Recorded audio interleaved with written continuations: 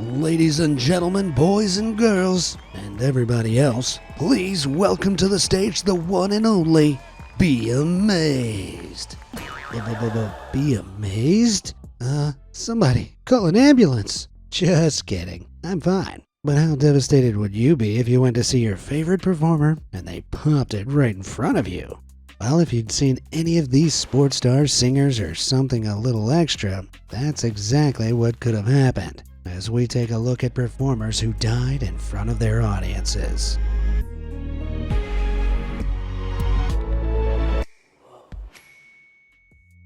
Till the Fat Lady Sings. Ah, the theater. What a buzz. The roar of the paint, the smell of the crowd. There's nothing like it. One performance that stuck in the audience's memories was Edith Webster in The Drunkard. You've probably never heard of Webster. She never made a significant name for herself in her lifetime, but she's well remembered for how she exited stage left. At the ripe old age of 60, Webster was in her 8th year playing the role of the grandmother at the Towson Moose Lodge in Baltimore. Towards the end of the second act, she'd sing a rather moving song called Please Don't Talk About Me When I'm Gone before dramatically slumping to the floor as if dead.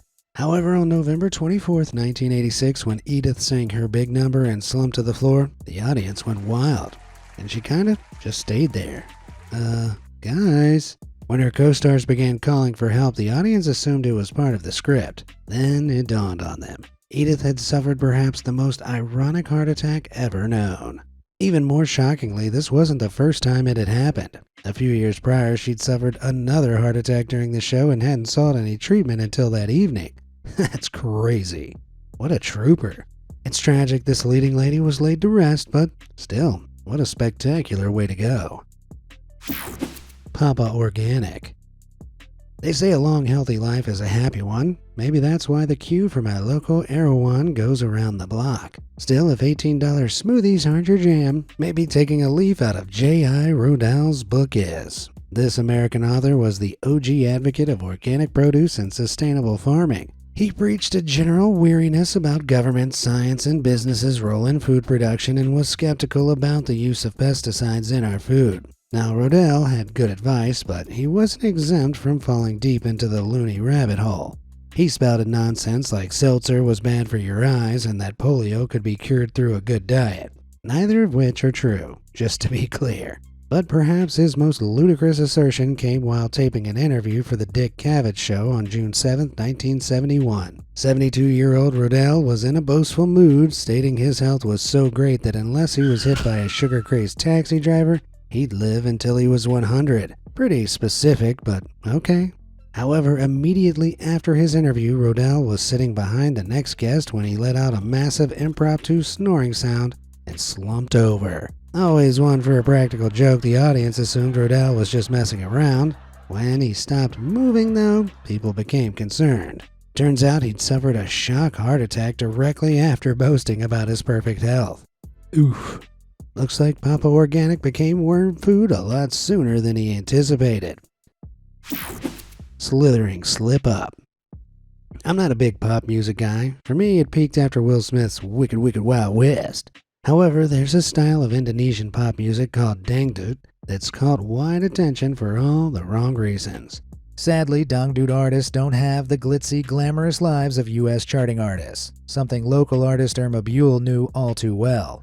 Dangdut artists typically make around $20 per performance, but there's a bonus $5 in that if you perform with a snake.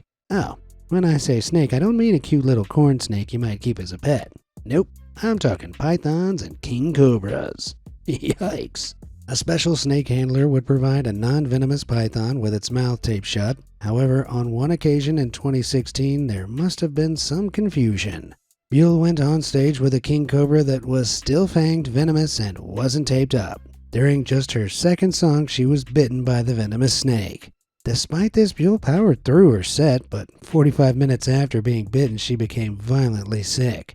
She was rushed to hospital where she sadly succumbed to the poisoning later that evening. Sheesh.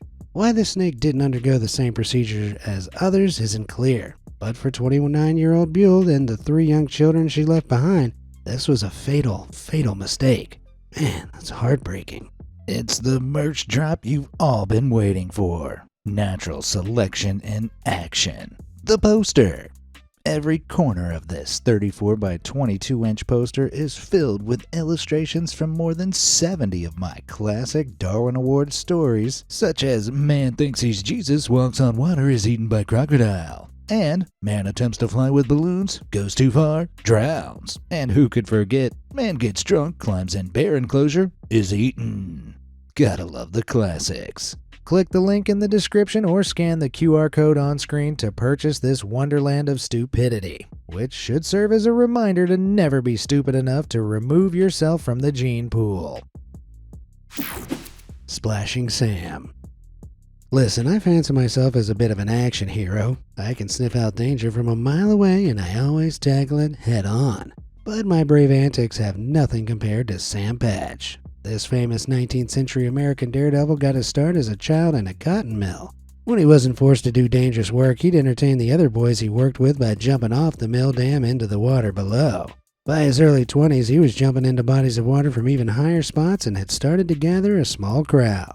On September 30th, 1827, he jumped the 70-foot Passaic Falls in New Jersey, and in 1828 he jumped 100 feet at Hoboken, New Jersey, which earned him the nickname Patch the Jersey Jumper. By now, his performances were drawing even bigger crowds, but his career didn't fully take off until 1829 when Patch attempted his first big jump into the Niagara River. After clearing an 80-foot jump near the base of Niagara Falls, he didn't immediately resurface, panicking onlookers. An anxious wait later, however, and one crowd member spotted Patch pulling himself onto the shore. Everybody roared in celebration. After another bigger jump from 120 feet into the same river, Patch was practically a household name. But it all came crashing down on November 13th that year when Patch attempted his biggest jump yet, a whopping 125-footer into the Genesee River. A huge crowd of 8,000 people had gathered to watch him make a big splash, but according to eyewitnesses, it wasn't clear whether he jumped or fell from his platform. Either way, he haphazardly plummeted through the air and didn't enter the water feet first. Instead, he hit with a ferocious slap. All 8,000 supporters eagerly awaited Patch to burst triumphantly through the surface like he always did, only the great jumper never reappeared. Some began to wonder if he was hiding in a secret cave to drum up excitement for a big reveal, but sadly that never materialized. It wasn't until early next spring that they found Patch in Rochester entirely frozen. An autopsy revealed that as well as dislocating both his shoulders on impact, the sudden drop in temperature of the water had caused major damage to his blood vessels. Eep. Horrific. I guess Sam Patch went for one big splash too many. But hey, I get it. When you've got an audience who demand bigger and better things, you've got to push yourself. That's why my videos keep getting better and better. Don't believe me? Well, hit those like and subscribe buttons to stay in the loop and see for yourself. Alright, let's get back to the video. Shock and roll. Sometimes I dream of packing it in and becoming a rock star. It just seems like the life. Millions of fans singing your songs back at you. What a dream. Well, that was the life Scottish guitarist Leslie Harvey had. He played in a number of bands throughout the 1960s and 70s before going on tour with Led Zeppelin and being offered to join the Animals, who were one of the biggest bands at the time. This guy was kind of a big deal. Everyone and their grandma wanted him in their band. Leslie wanted to do things more on his own terms. He formed his own band called Stone the Crows in 1969 and had a decent amount of success. However, the dream didn't last long. While on stage with Stone the Crows at Swansea Top Rank in Wales in 1972, he suffered a shock electrocution when he touched an unearthed microphone. Now, a quick lesson in electrics. In an earthed system, if there's a fault or a power surge, the extra electricity can flow into the ground, or earth, via a kind of safety system built along the circuit. It's just much safer in the case of something going wrong. But unearthed systems are the riding the bike without a helmet of electricity. If there's a surge in power, there's nowhere for that power to go. Sadly, Harvey had one hand on the microphone and one hand on the metal guitar strings, meaning he became the place for all that excess electricity to go. One of the roadies tried to unplug the guitar and break the circuit, but he was unsuccessful. At just 27 years old, Harvey's injuries proved too much to handle. Jeepers creepers. And all because of faulty wiring. That sucks. Cleat defeat. Good evening and welcome back to today's live soccer coverage. Now we're going over the game between Beneshati and Basang. What have we missed so far, Barty? Thanks, Egbert. It's a close game. Both teams have had great opportunities, but the score so far is even at 1-1, with neither team able to break the deadlock. What about the conditions out there? I've heard the weather has been playing a major role in both teams' performance. It's absolutely horrible out here today, Egbert. Lightning flashes every couple of minutes, and that's making it really difficult for the Barty? During a soccer game in 1998 in the Democratic Republic of the Congo, a rather unlikely circumstance called the end of a scrappy 1-1 draw. When a bolt of lightning suddenly struck the pitch, all 11 outfield players for Beneshati collapsed to the floor, and they weren't diving for a foul like soccer players normally do. Nope, the final whistle blew for every single one of them. Yikes. Perhaps most shocking of all was that none of the Basang players were harmed. How? Well, lots of theories emerged as to what might have happened, with some even blaming voodoo magic. Surely no Basang supporter is dropping hexes on a soccer game, right? Probably not. Voodoo is a big part of Congolese culture, but the more likely explanation may lie in the player's shoes. If lightning struck nearby, it may be more likely to shoot up through metal studs as opposed to plastic-studded cleats, if each team exclusively wore one of those two types. That being said, the difference to conductivity would still be very minimal, and there's no real scientific evidence to suggest this is even possible, nor that each team were wearing different types of cleats. So, while this story was shared by reputable news sources like the BBC, it seems more likely that the original reporting may have been at least slightly inaccurate. Still, if you're ever stuck in a penalty shootout and not sure which way the keeper's going to dive, calling upon the lightning gods may work in your favor. Flop artist. I'm not a big fan of heights. My stomach goes funny and I get a fit of the wobblies. Ugh. But that's why I do this instead, and I leave the big boy stunts to crazy people like Karl Wallenda. This German high-wire artist founded his own daredevil circus troupe called the Flying Wallendas. Together they toured Europe performing dangerous stunts high above the ground, often without a safety net. Why? What if they fell? Well, the Flying Wallendas were willing to take that risk. They'd perform iconic stunts like the 7-person chair pyramid, where 4 people would walk along a tightrope in 2 pairs, each pair bound together by a connecting pole. On each of the 2 poles, 1 more person would stand, forming a 3rd pair higher up. This 3rd pair would be bound together with 1 final pole with, wait for it, a chair on it, which the final person would not sit in but stand on. It goes without saying this was a very dangerous job, and their death-defying stunts often trod the line on being, defying. In 1962, a terrible accident happened while performing the 7-person chair pyramid. 2 Wallenda members, Dieter Schepp and Richard Faunen, didn't see another day, and many others were injured. However, despite a lengthy list of injuries and worse, Karl never swayed on his rejection of fundamental safety measures. In 1974, at the grand old age of 69, he broke a skywalk distance world record when he traveled 1,800 feet without a harness. Whoa, imagine your grandpa trying to do that. Sadly though, it all came crashing down when Karl attempted to cross a wire stretched 121 feet high between 2 towers of the 10-story Condado Plaza Hotel in Puerto Rico. Despite whipping high winds, the by now 73-year-old Karl, which is far too old to be doing this nonsense, was adamant he'd cross without any safety precautions. Whoever secured the wire hadn't tightened it enough though, and it came loose. Karl fell and was announced dead by the time he made it to the hospital. I mean, you gotta give him credit, the guy stuck to his guns, but come on, buddy. You really put the end in Wallenda. The last laugh. I think I'm a funny guy, but I'm more bedroom funny than Hollywood improv funny. I've got nothing on Welsh prop magician and comedian Tommy Cooper, though. At a whopping height of 6 foot 4 inches and rarely seen without his trademark red fez, he has a distinctive-looking act. He started dabbling in magic during his time in the British Army and quickly ascended the ranks, becoming a member of the coveted British Magician Society, the Magic Circle. But things in his life really took off once Cooper began working in television in 1948. His specialty was performing magic tricks that went a little bit wrong to get laughs from the audience. Look, it's not my thing, but during his heyday in the 70s, Cooper was selling out packed arenas. However, this was also when his health began to deteriorate. A very heavy drinker and smoker, Cooper's habits started getting the better of him. He'd turn up to shows late and rush through the set in 5 minutes. Slowly, work began to dry up.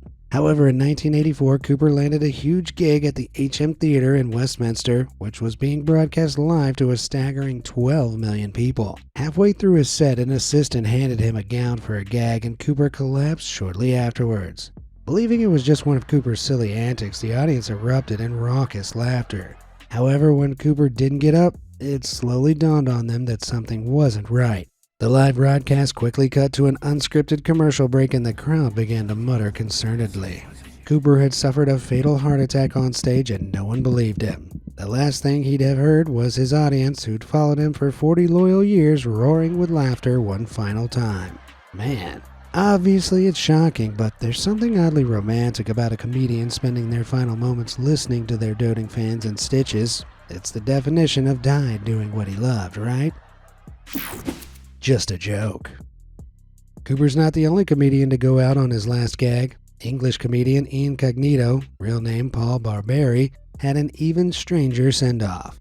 Now, Cognito never really reached the heights of Cooper's career. He was a much more underground act. However, he was highly regarded by his peers. A notoriously aggressive and abrasive character, he was known for really pushing the boundaries and became notorious as Britain's most banned comic. I can't say why, but believe me, this guy's act was pretty unhinged.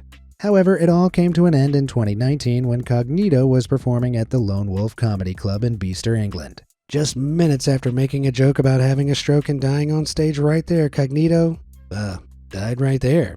He'd suffered an aortic dissection, where a tear in the aorta coming out of the heart leads to a sudden drop in blood pressure. Cognito collapsed on stage, and just like Cooper, the audience believed it was part of the act. After his death, fellow comics flooded their socials with supportive messages about the influence Cognito had on their careers. What a hero. Although two comedians back-to-back having heart problems makes me think keeping the ha-has in the bedroom is probably my best bet. Barefoot Blunder. Being an up-and-coming musician is a tough gig. Playing in bars to like 7 people and a dog and navigating sleazy record company executives isn't my idea of fun. But when you get that big break, that's got to feel amazing. Sadly for Barbara Weldons, a French singer-songwriter, her big break ended up being rather grisly. She'd just released her first studio album and had been touring festival sets hoping to find an audience for her craft. On July 19, 2017, she was performing in a church in the town of Gordon in southwest France at the Leo Fair Festival. Suddenly, she collapsed out of nowhere. What happened? Well, Barbara had a habit of performing barefooted, and she unfortunately trod on a defective piece of electrical equipment. Electricity surged through her body, and Barbara's set and career was cut tragically short. Yikes. That's so devastating. To think she'd worked so hard to lift her career off the ground, too. Ringside Ruin. Ladies and gentlemen, it's time for your main event of the evening. Are you ready? Man, being a ring announcer is harder than it looks. But it's probably even harder when things go wrong. And that's exactly what happened during the Over the Edge pay-per-view event in 1999. The plan was for iconic Canadian wrestler Owen Hart to descend from the rafters at the Kempner Arena in Kansas City on a safety harness until he hovered just above the ring. Hart would then act entangled in the rope before freeing himself and falling flat on his face. However, it went terribly wrong.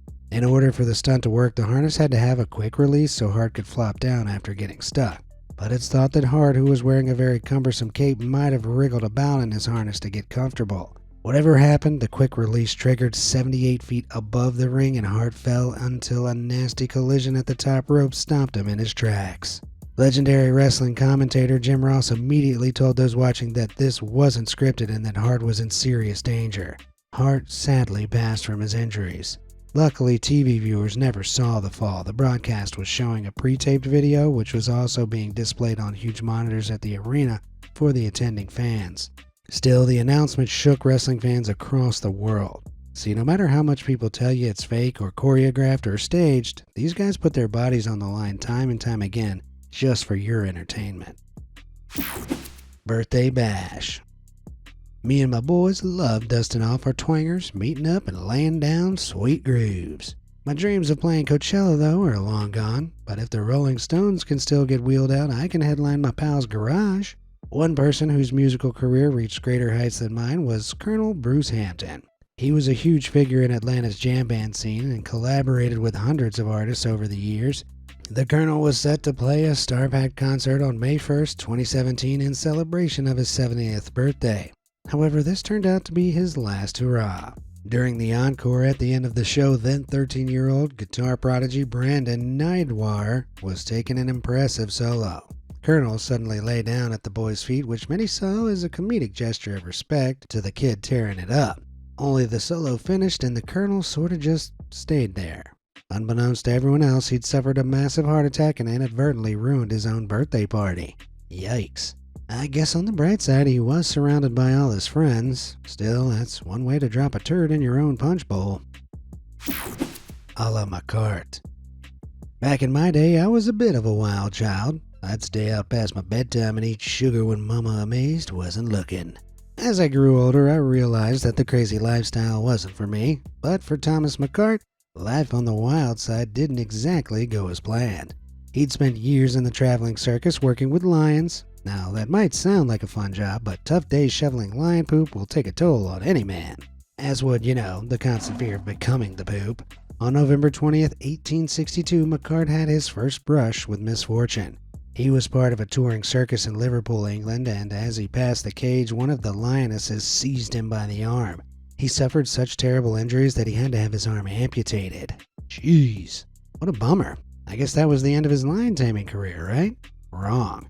McCart carried on with one arm. He was, however, severely traumatized by this accident and often got blind drunk in order to perform. Poor guy. Now, a little Dutch courage is one thing, but McCart was in so deep it seriously clouded his judgment.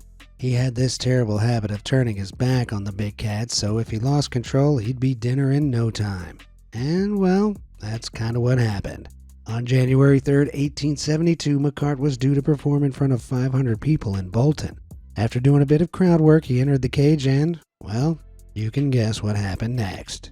It took 15 minutes to rescue him from the hungry lions, and he tragically succumbed to his injuries on his way to the hospital. Yikes. I thought the circus was meant to be a fun place. That would seriously ruin your day. Ballet Blaze. Oh boy, now we're getting into spicy territory. This isn't for the faint-hearted, alright? You've been warned. On September 14th, 1861, a massive crowd of 1,500 packed into the Continental Theater, now the Walnut Street Theater in Philadelphia, to watch a performance of Shakespeare's The Tempest. The show was a grand spectacle, and producer William Wheatley hired a huge ensemble of ballet dancers to perform, including four sisters, Ruth, Abiona, Hannah, and Cecilia Gale. The four sisters were under the age of 23 and highly accomplished dancers who'd come over from England for touring shows before settling in Philly. But on this night, as they were getting ready for the performance in the dressing room, disaster struck. One of the sisters was reaching for a piece of her costume when the gauze of her dress came into contact with a gas lamp. These were pre-electricity days, so indoor artificial lighting came from burning gas fuels like this. Now, because gauze materials are extremely porous, they're exceptionally flammable. So, as the other sisters and dancers tried to help extinguish the rapidly spreading flames, the blaze spread among them. Shortly, the whole dressing room was engulfed. One dancer ran towards the stage, but that was where the audience was. All 1,500 people were hastily ushered out before the theater itself was burnt to the ground. As for the dancers, things didn't end so great for them. The four sisters and 5 other talented ballet dancers sadly never escaped the inferno. Jeez, that's horrible. The only silver lining is that nobody in the audience suffered the same gruesome fate. As for the theater, it reopened again in 1865, but suffered a further 3 devastating fires before the end of the century. Sheesh, sounds like it's cursed. I'll never take having light bulbs for granted ever again. And before you leave, just a reminder to check out our masterpiece, Natural Selection in Action, the poster. I promise, it's to die for. Phew, and on that pretty somber note, we've reached the end of the video.